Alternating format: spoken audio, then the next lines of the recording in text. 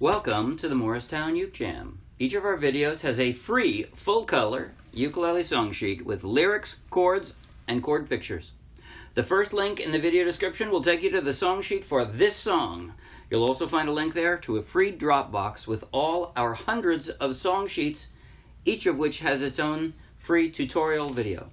After the song, I'll do a basic tutorial and a slow-motion close-up play along that you might find helpful now. If you like this video, please like this video with a thumbs up, and if you want lots more, subscribe to our YouTube channel. Taste It by Bugg, and by the way, I'm going to show you a far easier way to play this song at the end. But for now, here goes. 5, 6, 7, 8.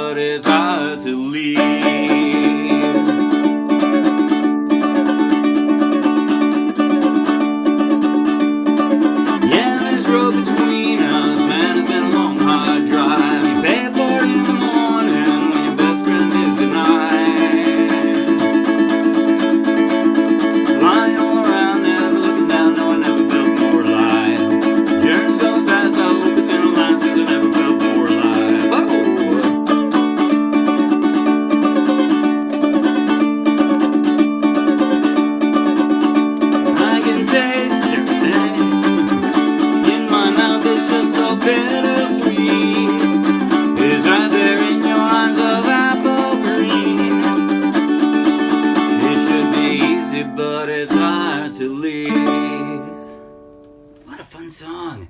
Just makes me want to like mug for the camera. I don't know anything about Bugg, but this is a fun song. Okay, now I said I was going to show an easier way. If you're a beginner and you're not strong on strumming, then this can be done quite well, really, with the easiest strum in the world. You can just stay on the D. By the way, in all my song sheets, the chords that are in bright red, you can ignore if you want to. Make yourself an easier version of the song by just plain ignoring the bright red chords. And in this case, I even bright redded the superscripted 2. This is an open D. This is a second position D, as in 1, 2, 3, 4, 5, 6. You know, you're stepping on your way up the neck with different positions of a D. But if you want to just play a D, you can do that. And if you want to play an easier strum, I'll show you in a moment, I'll show you the strum that I did. But if you want, you could just play a very persistent strum, the same one I played during the chorus, where it's just, there are no pauses, right? It's just this. And basically, you can emphasize the second, or the first and third. You know, every second, but starting with the first, down strum. So it's 1, 2, 3, 4.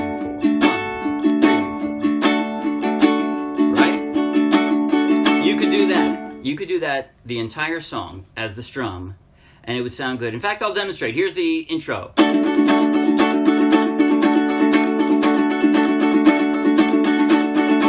comes the verse.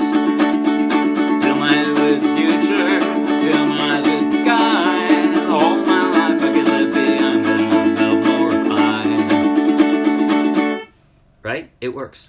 It works. Okay, now here's what I did, and I wanted to hear this.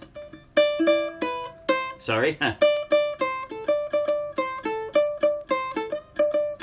You hear that in the song, right? So I positioned my strong 3 fingers on the D, and then I played with my pinky, and I didn't always get it right, I think. It didn't always, sometimes I didn't stretch far enough or whatever, because it's a pretty big stretch. Normally I'd play a second position D like this, right?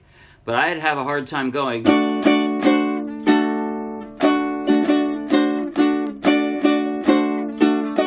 I would have a hard time switching so fast. So instead, I left my strong fingers on the D and I just played with my pinky like this.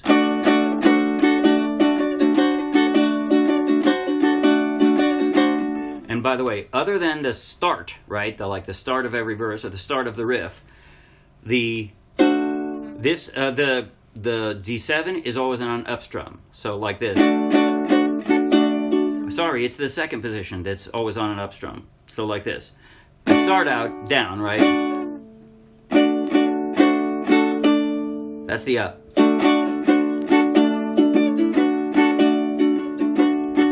That's where it fits in the D, in the beat. And I pause after that up strum also. Once it's started, I pause after the up strum, usually. And that's it. That's like half the song, right? Now, how do I go from there? From there, I jump, because I'm doing it this way, I jump from there to an A. And back to a D. If you have a hard time, if you're a beginner and you have a hard time with the D in the first place, then I'd suggest you use these 3 fingers, your weak 3, for the D.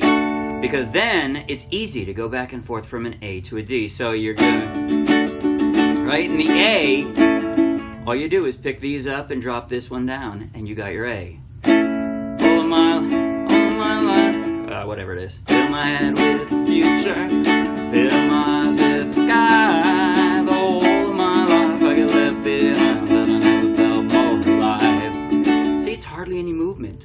And I have this solid anchor point of the middle finger on the 2nd fret of the 4th string, counting from the floor.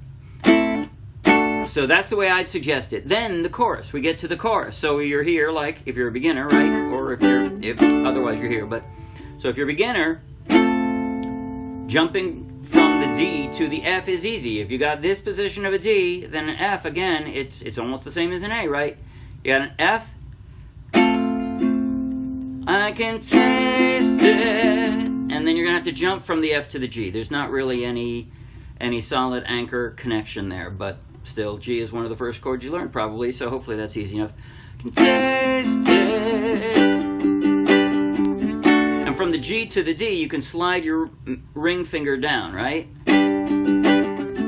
By the way, I like talking about these chord transitions because it makes it possible for you to play without ever having to look at your left hand, which is so much more fun. You can look at the music, you can look at your friends, you can look at the crowd, right?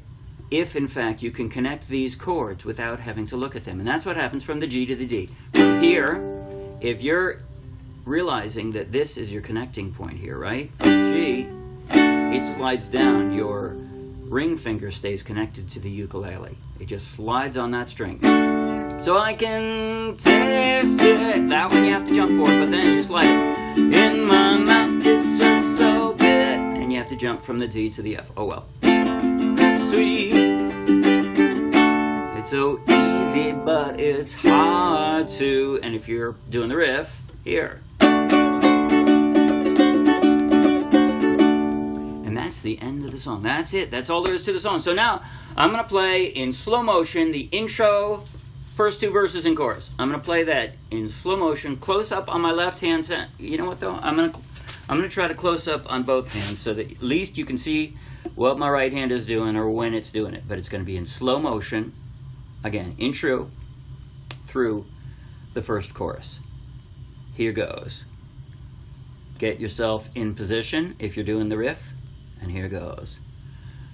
5, 6, 7, 8.